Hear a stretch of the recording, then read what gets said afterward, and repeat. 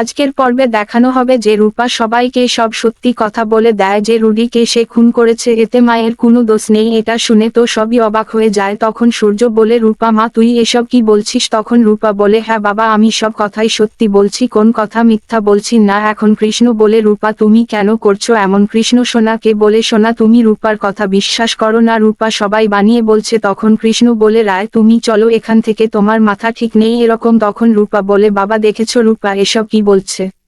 ও রুডিকে মেরেছে, ওরা মেনে আমার রুডিকে মেরেছে। তখন সুরপাকে বললে, রূপামার দিয়ে এখান থেকে যা, সোনার মাথা ঠিক নেই, এখন কি থেকে কি করে বসবে ঠিক নেই, তুই যা এখান থেকে। এদিকে সোনা প্রচন্ড কান্না করতে থাকে এবং তার কাকিকে জড়িয়ে ধরে বলে, দিদি ভাই এখন আমি কি করব? অপরদিকে কোন ডলার বলে, ওরা মেয়ে মিলে আমার ছেলেটাকে খেয়ে ফেললো। তখন রূপা বলল, আমি কোর্টে গিয়ে সব সত্যি কথা বলবো, মাঝে আমি জেলে থাকতে দেব না। অপরদিকে পুলিশ অফিসার দীপাকে না পালিয়ে তাকে বাঁচিয়েছে, এটা সে মনে মনে ভাবে যে যাই করুক সে খুন করতে পারে না।